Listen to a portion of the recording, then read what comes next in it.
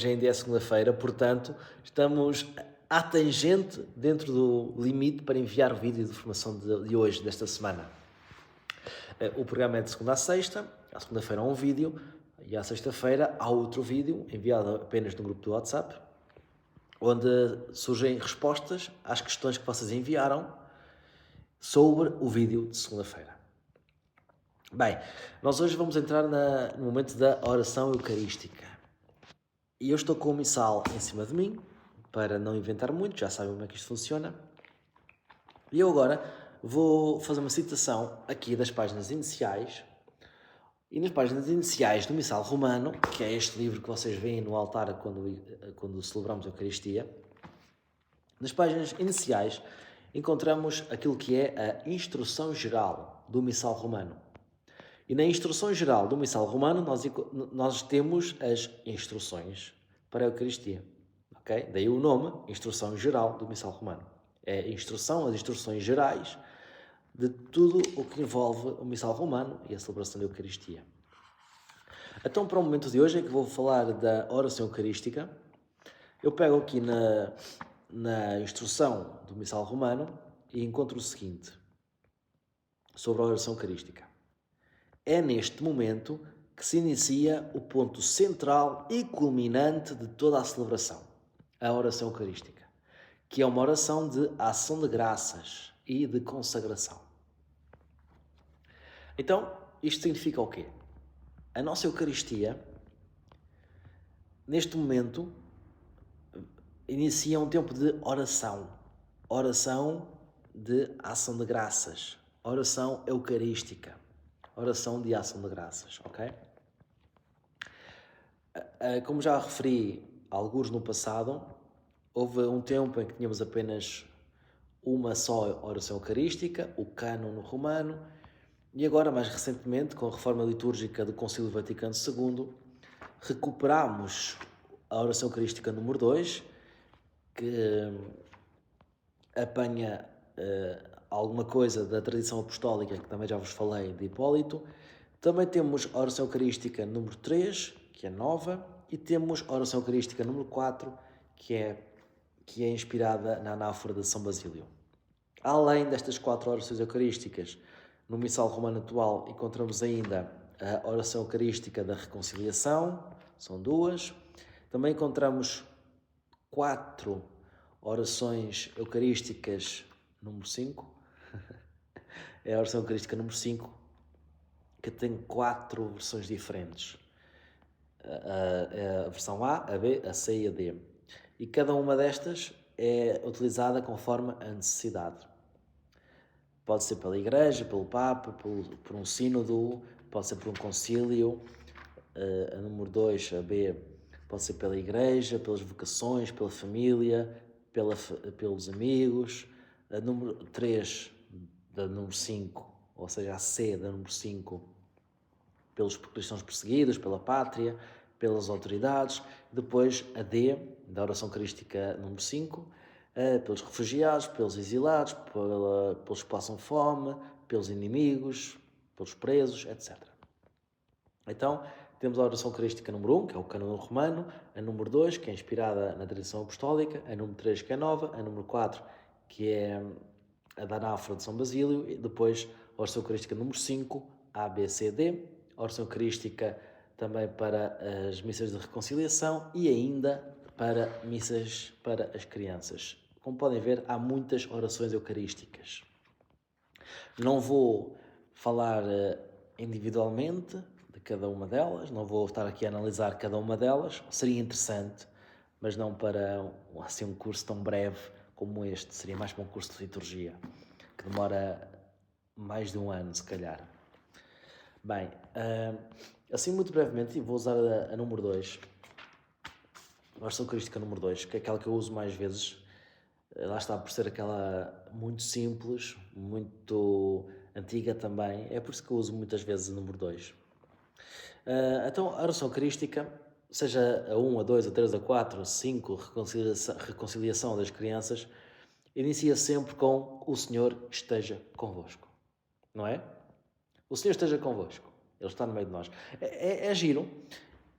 Isto é uma saudação Esta saudação surge aqui, neste momento, depois de já termos iniciado a missa há muito tempo. Porquê uma nova saudação? Porquê voltar a dizer o Senhor esteja convosco? Porquê?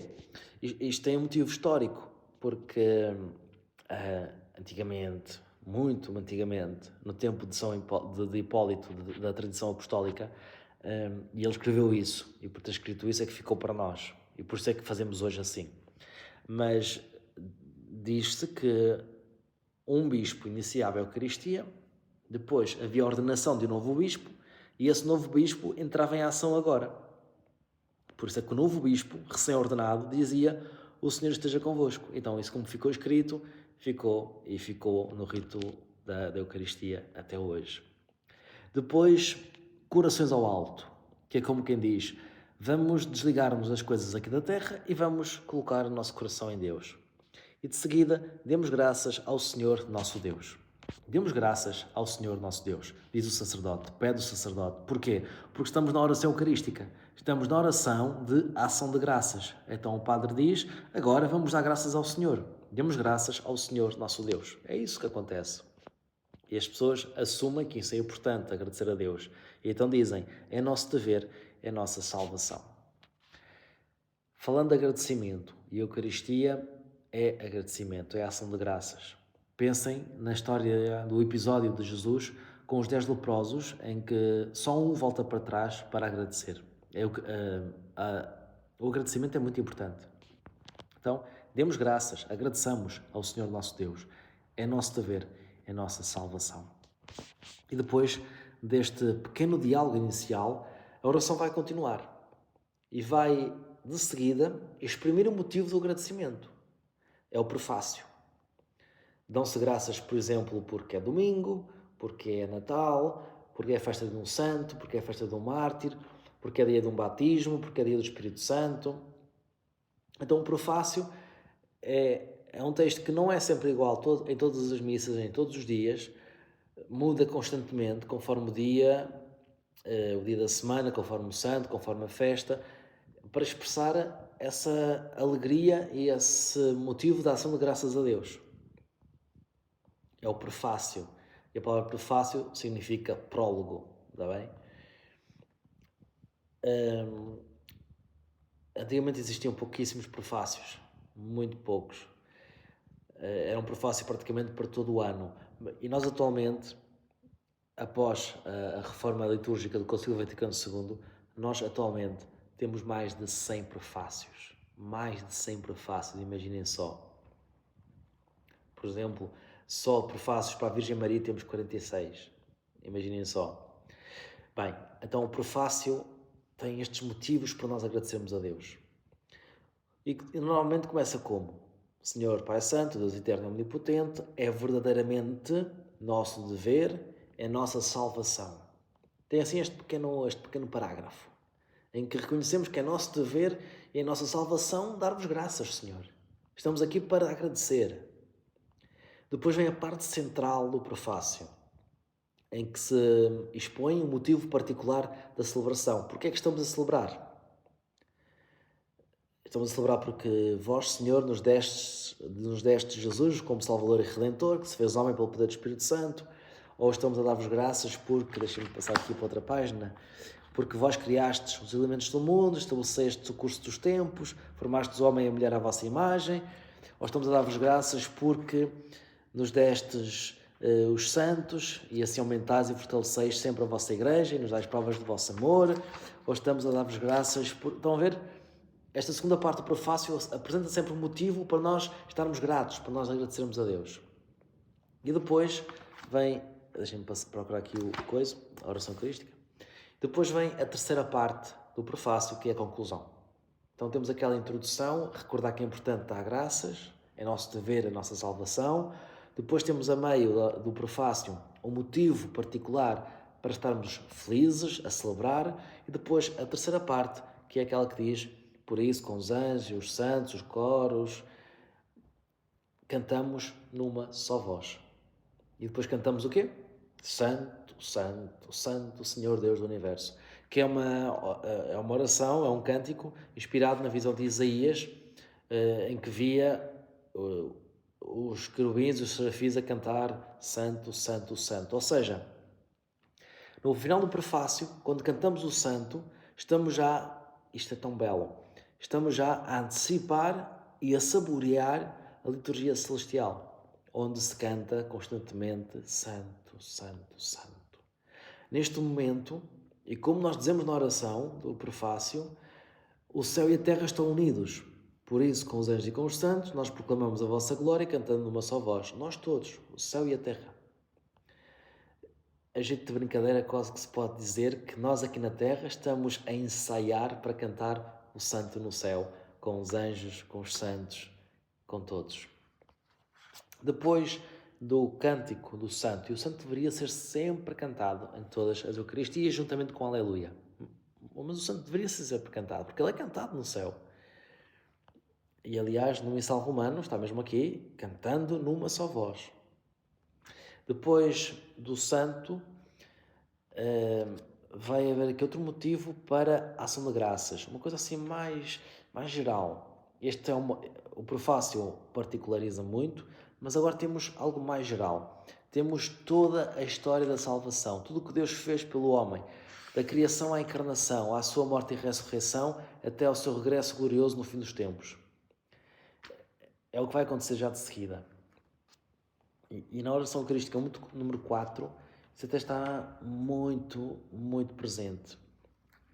Um dia que estejam atentos e reparem que é número 4, reparem que terá depois vários parágrafos a apresentar muitos motivos para a ação de graças. Além do prefácio, também aqui existem muitos motivos. Porque vós existis desde sempre, permaneceis eternamente na luz inacessível, porque vós criaste o universo, para que, servindo-vos unicamente, exercêssemos domínio sobre todas as criaturas, porque vós fizeste aliança com os homens.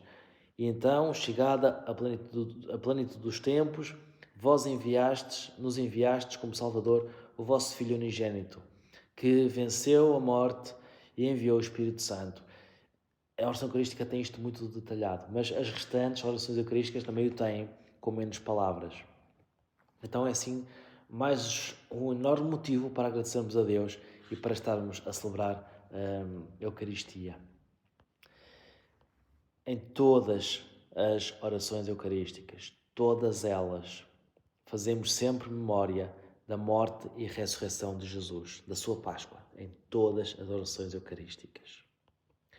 E então depois disso, imediatamente depois disso, entramos no relato da instituição da Eucaristia. Nós, católicos, acreditamos que Jesus está presente, verdadeiramente presente, realmente presente na Eucaristia. O seu corpo e o seu sangue, sua alma e divindade. Na Eucaristia, Jesus Cristo está presente em modo sacramental, ou seja, nas espécies eucarísticas do pão e do vinho, graças à transubstanciação. Um palavrão. Transubstanciação. E segundo o Catecismo da Igreja Católica, no seu compêndio, podemos ler lá que, e também vou ler agora para não inventar, que a transubstanciação é a conversão de toda a substância do pão na substância do corpo de Cristo e de toda a substância do vinho na substância do seu sangue. E esta conversão realiza-se quando? Na oração eucarística, mediante a eficácia da palavra de Cristo e a ação do Espírito Santo. Por fora, as características do pão e do vinho permanecem inalteradas, mas algo maior aconteceu. Bem, então falando da instituição da Eucaristia, é agora que ela aparece neste momento da oração eucarística. Aqui é feita a narração da instituição da Eucaristia, daquilo que Jesus fez, como nós escutamos na Eucaristia, na hora em que ele se entregava para voluntariamente sofrer a morte, na noite em que ele foi entregue. A narração da Eucaristia, da instituição, é a parte àquela que nós chamamos normalmente de consagração. E de facto, esta oração narra aquilo que Jesus fez na tarde da Quinta-feira Santa. Este relato, este memorial, é a anamnese e está a ser narrada não à Assembleia, mas ao Pai. Estejam atentos quando escutarem a narração da instituição, que nós chamamos-lhe normalmente de consagração, onde reparar que as orações estão dirigidas ao Pai. E já é assim desde o ano 397. O que está aqui a ser recordado nestas palavras, neste momento, é algo que transcende o tempo. A força da oração é tornar presente no hoje o que historicamente aconteceu há 2000 anos, mas que tem um valor eterno porque existe em Deus. E se existe em Deus, está no tempo presente. Então, quando escutamos a narração da instituição, não é só um recordar, mas é um tornar presente para Deus. Então está a acontecer. E nós também entramos nesta oração eucarística. Nós também estamos aqui presentes. A nossa oração coloca-nos diretamente neste mistério. Não como algo do passado, mas como algo atual que existe agora em Deus. Ele que nos faz participar neste agora. Bem, o relato da instituição acontece, onde recordamos as palavras de Jesus, a sua morte e a sua ressurreição, celebrando o memorial, nós vos oferecemos. Isto já é a segunda parte depois, após a instituição da Eucaristia, que é a anamnese. Novamente, um memorial. Então temos um memorial antes, um memorial agora e depois, e no meio, a narração da instituição da Eucaristia. Que é este mistério da fé, não é? É este mistério da fé. Não é este mistério da fé, eu estou a folhear a página para a frente e para trás, está a ser giro. E nós escutamos mistério da fé. E este mistério da fé não significa que seja uma verdade que não se entende e que é aceita pela fé. Mas ao dizer mistério da fé, quer dizer que estamos a celebrar o mistério da nossa fé, ok? Não é mistério da fé porque eu não entendo, mas sim mistério da fé. Este é o mistério da minha fé, este é o mistério da nossa fé. Ou seja, na Eucaristia vê-se realizado e se torna presente todo o plano salvífico de Deus. Toda a história da salvação se torna aqui presente, bem presente, diante de nós, e se torna realidade diante de nós. E esse é o mistério da fé, é o mistério da nossa fé. E as pessoas respondem: anunciamos, Senhor, a vossa morte, proclamamos a vossa ressurreição. Vinde, Senhor Jesus. Ou seja, nós sabemos qual é o nosso mistério, o mistério da nossa fé. E o mistério da nossa fé é este. Anunciamos a morte do Senhor, proclamamos a sua ressurreição, porque a sua Páscoa é o centro de toda a história da salvação. Então, depois deste novo memorial, desta nova anamnese, vamos oferecer a Deus o sacrifício. É o que vai acontecer já de seguida nesta oração eucarística. Vamos oferecer a Deus o sacrifício.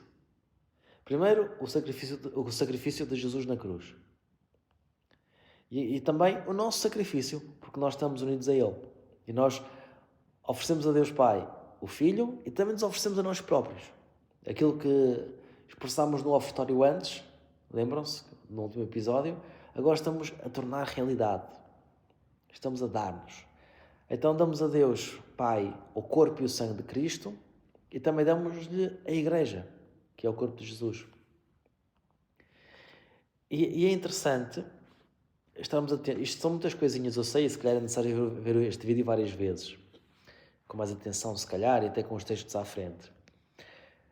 É interessante, aqui mais um pormenor muito bonito. Antes das palavras da instituição, tomai todos e comei, antes disso, foi invocado o Espírito Santo sobre o pão e o vinho.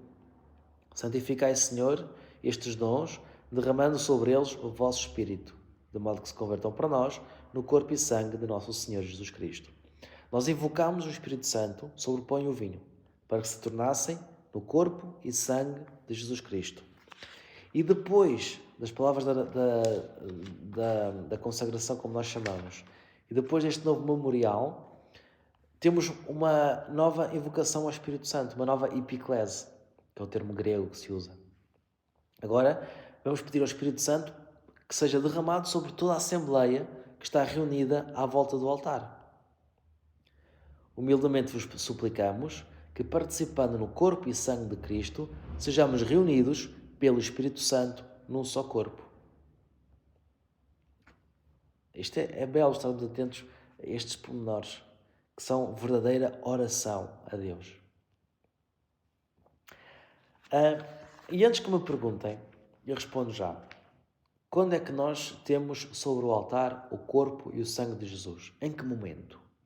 É quando o Padre diz, santificai, faz assim com as mãos, não é? Santificai estes dons, derramando sobre eles o vosso Espírito, de modo que se convertam para nós, depois faz o sinal da cruz, no corpo e sangue do nosso Senhor Jesus Cristo. É aqui, ou é quando o Padre diz, tomai todos e comei, isto é o meu corpo, tomai todos e bebei, este é o cálice do meu sangue. Quando é que nós temos ali a acontecer este milagre? Quando? Em que momento? Em que momento em que aquele cálice com vinho e aquele vinho, ou em que momento é que aquele pedaço de pão, mantendo a mesma cor, o mesmo peso, o mesmo sabor, em que momento é que eles deixam, mantendo tudo isso, em que momento é que passam a ser o corpo e o sangue de Jesus? Bem, agora depende se estamos no Oriente ou no Ocidente. Se for no Oriente, acontece na epiclese, quando nós nos dirigimos ao Pai para enviar o Espírito Santo. Quando se formos da Igreja do Ocidente, que é o nosso caso, então acontece, e como somos mais romanos, juridicamente somos romanos, então nós no Ocidente, deste lado do Império Romano, deste lado da Igreja, acontece quando é dito, pegando no pão, tomai todos e comei, isto é o meu corpo. E depois no cálice, este é o cálice do meu sangue. É, para nós, no lado ocidental, juridicamente falando, somos romanos, é neste momento. Se formos para o Oriente, acontece na epiclese, quando pedimos a Deus que envie o Espírito Santo sobre o pão e o vinho. Estas duas tradições, oriental e ocidental, são legítimas. Teologicamente estão aceites, está bem?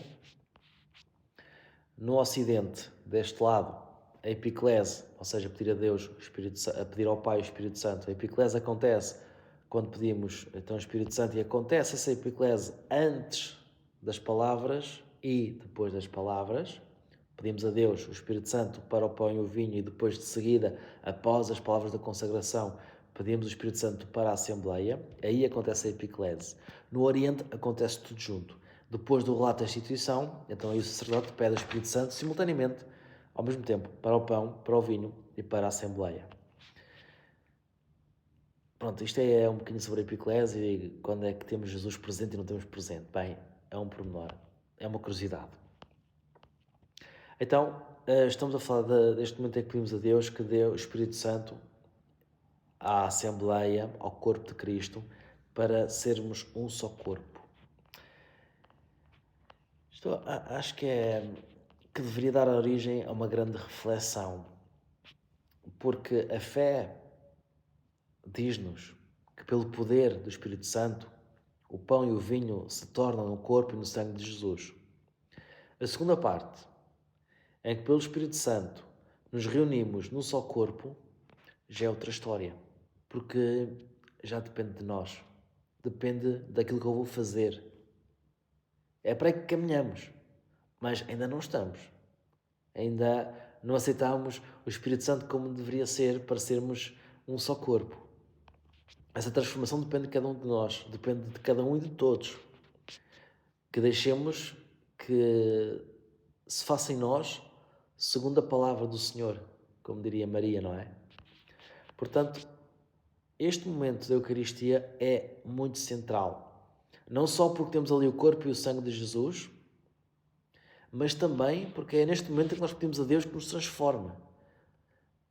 E se a missa não mudar a vida de quem nela participa, então estamos a viver um puro ritual.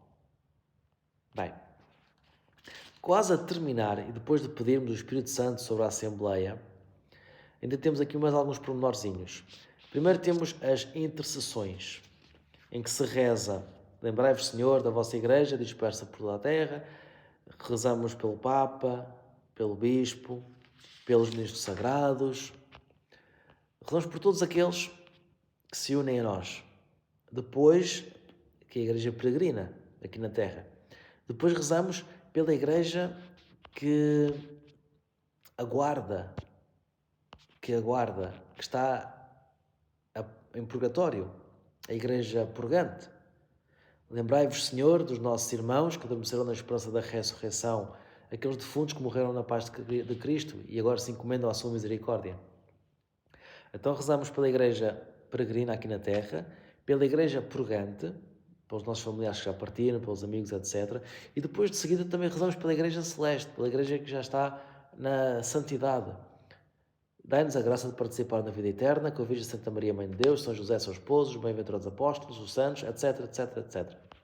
Portanto, toda a Eucaristia, se repararem e se pensarem um bocadinho, é celebrada por toda a Igreja. A Eucaristia é celebrada por toda a Igreja e os fiéis reunidos à volta do altar estão em comunhão com toda a Igreja. E rezamos pela Igreja que está no céu e a Igreja que está a caminhar para o céu.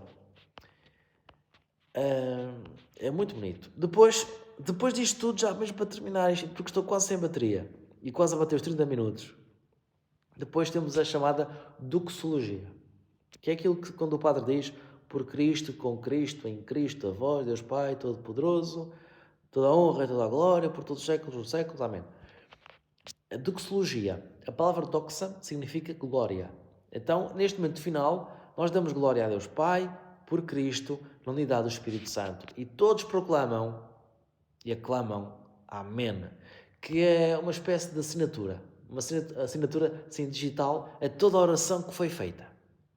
Desde o momento inicial, o Senhor esteja convosco, coração alto, até agora, uma oração eucarística enorme, belíssima, rica, de muitas ações de graças, de intercessões, de pedir o Espírito Santo, tudo isso. E agora no final, todos assinam Amém. Cumpra-se tudo. Acreditamos em tudo isso. Para terminar, agora já foi o missal, já está pesado. Apenas dizer que a oração eucarística é uma oração que está reservada ao sacerdote, que a profere in persona Christi, ou seja, é o próprio Cristo que pela boca do sacerdote eleva esta oração a Deus Pai. Por isso sejam atentos à oração eucarística, que vão reparar que é sempre dirigida a Deus Pai. E a Assembleia intervém apenas em 4 momentos. Neste diálogo inicial do prefácio, o Senhor esteja convosco, Ele está no meio de nós, etc. Depois a Assembleia participa, juntamente com os anjos e com os santos, no canto de glória. Depois, naquela aclamação, mistério da fé. E agora, no final, neste Amém, após a doxologia. A oração eucarística é o centro e é o coração de toda a celebração. Deve ser proclamada com calma, com dignidade, nunca a correr. Nunca a correr. Às vezes existe uma coisa que é o relógio, não é? E o tempo contado. E então às vezes há excesso de músicas, de cânticos que nunca mais acabam, liturgia da palavra com leituras enormes, homilias que não têm fim. E depois o presidente da celebração olha para o relógio, vê que já é muito tarde, o que é que acontece? Chegamos à oração eucarística e ganha uma velocidade louca. E os padres às vezes tornam-se a comboios de alta velocidade, aceleram. Naquela que é a oração mais importante, naquela que é a oração mais central, em que todos deveriam estar focados, centrados, concentrados, ao alto risco de ser algo tão rápido que nem o sacerdote sabe muito bem o que está a dizer. Portanto, vamos estar atentos para que toda a liturgia tenha harmonia, beleza, ritmo e que a oração eucarística, ocupando o coração da celebração, seja bem vivida, bem pronunciada, bem celebrada, para que toda a gente possa de facto dar graças a Deus que é nisso que consiste a oração eucarística, como vimos hoje. Próxima sexta-feira, respostas às questões que possam enviar para o WhatsApp, questões relacionadas com o tema de hoje, somente oração eucarística, e só enviem a pergunta se não encontrarem respostas antes, está bem? E depois, na próxima semana, vai ser o último episódio desta série dedicada à Eucaristia, onde vamos ver aquilo que falta. Ritos da comunhão, que começa com o Pai Nosso, e o rito da conclusão, que termina com Ide em paz e o Senhor vos acompanhe. Ok? Desejo-vos uma ótima semana e então até breve.